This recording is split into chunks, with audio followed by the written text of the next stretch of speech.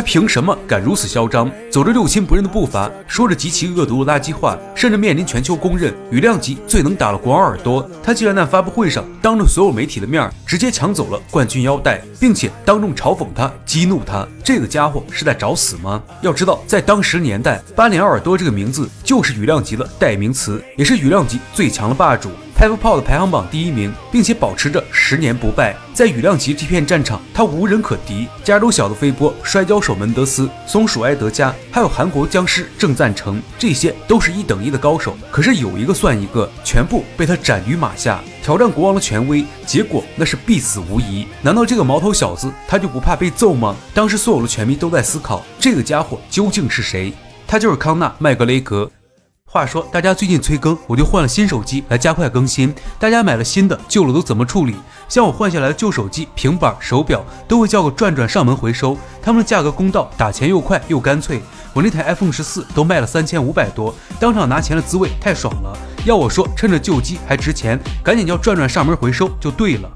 他出生于混混世家，父亲是当地有名的混混。小时候，只要他调皮捣蛋，等待他的就是父亲的拳脚。甚至在毕业之后，也只是爱尔兰的水管工人。好在他有一个爱好，一个能够改变他一生的爱好——打拳。在当年看到冰人的比赛后，他就对这项运动无法自拔。他知道这或许是他能够飞黄腾达的唯一路子。在今后的几年时间里，他没有参加任何工作，一门心思的研究拳法，以至于这个家伙总是在各种欠费账单中度过。能够让他维持生活的是一个极其爱他的女朋友，每天靠打3份工来维持康纳的格斗训练。换做任何一个男人，或许都无法接受这样的生活。面对周围人的嘲笑，这段灰暗的日子里，康纳也学会了弱肉强食。他每天都会告诉自己，你一定可以，你一定可以成为冠军。为了这个目标，他可以无视旁人的眼光，也会为了这条冠军腰带付出自己所有的时间和精力，就是为了有一天让那些唾弃自己的人，让那些看不起自己的人都彻底的闭上嘴巴。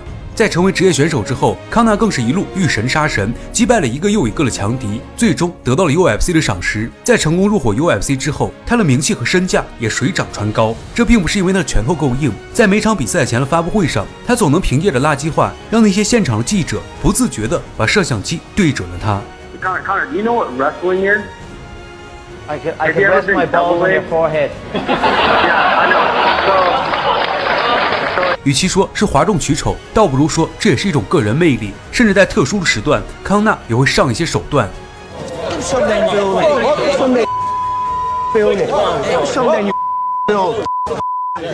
相信看过 WWE 的朋友对这样的炒作并不陌生，这是一种套路，更是一种手段，通过激化矛盾吸引眼球，从而达到抬高票房的目的。但曾经的那些格斗选手，竞技水平没有任何的保障，经常在比赛前笑话着对手，真到了比赛当天，自己却成了最大的笑话。再来看看嘴炮康纳，赛前喊出了那些豪言壮语，却成了比赛当晚照进现实的真实预言，说让你第几回合躺下，绝对不会让你多打1分钟。这就是嘴炮康纳和其他选手的最大区别。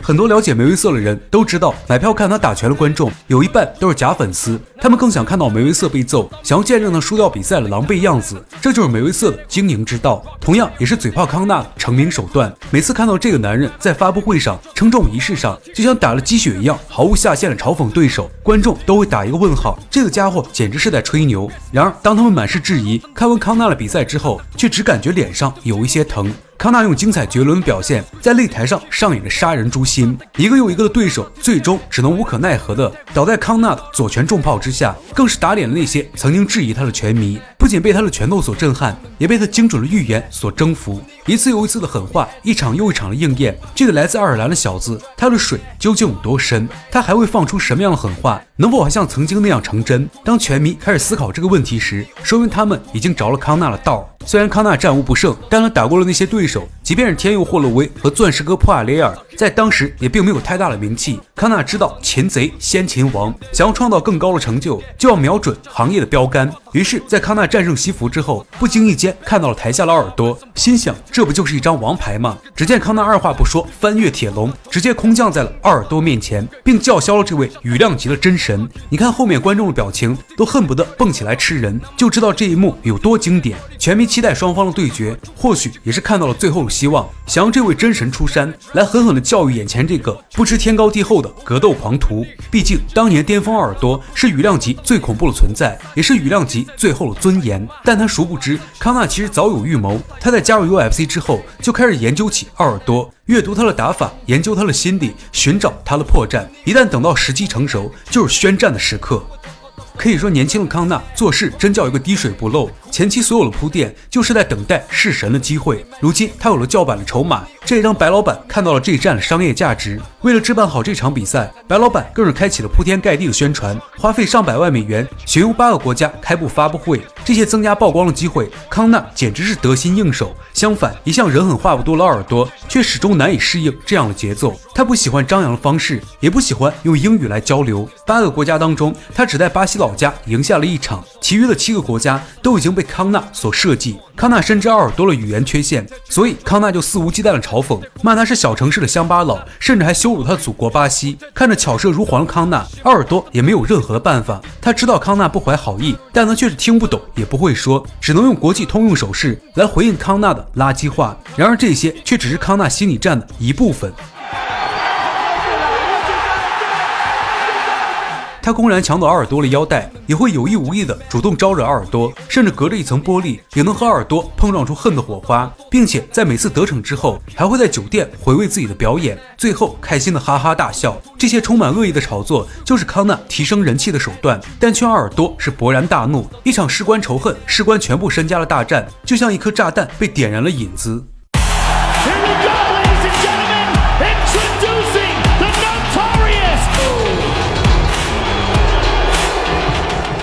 这场普通人弑神比赛也让拳迷们等了太久，双方刚一见面就充满了浓浓的火药味儿。这不仅是双方的私人恩怨，更是升级成了巴西和爱尔兰的国战。所有拳迷都想知道答案：康纳在羽量级之神的面前，究竟还有多少战斗力，又能否实现赛前的预言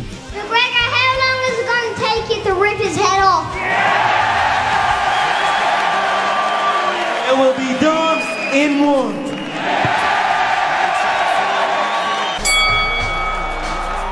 Trunks for the southpaw, the notorious Conor McGregor. Black trunks for the champion, Jose Aldo Jr. Conor relaxed and smiling. Oh! Just left him! 你没有看错，这场比赛只用了13秒，康纳就兑现了赛前的预言，成功完成了弑神计划，战胜了10年不败的奥尔多。这一刻，当年看直播的所有拳迷都瞪大了眼睛，是难以置信。当我们回放慢镜头时，可以看到奥尔多刚一开局就孤注一掷打出了重击，整个身体和拳头都朝着康纳冲了过去。其实赛前的种种嘲讽，康纳就是在等待这一刻。一位10年不败的王者，有着极其丰富的战斗经验，为何会打得如此鲁莽？真相只有一个，康纳的心理战已经生效。奥尔多太想赢了，太想快速终结康纳，让他早点闭上那张臭嘴，在全球观众面前证明自己。然而他却掉进了陷阱，身体冲击的惯性加上康纳的迎击拳，最终的结果奥尔多一败涂地，而康纳因此一战成名。10年王者无人识，13秒终结天下知。康纳仅仅凭借着这场比赛，就让世人记住了他的模样。这个敢打敢拼，还读过几本心理学书籍的男人，完美诠释了何为上兵伐谋。好了，感谢观看这一期的格斗大视野，我们下一期再见，拜拜。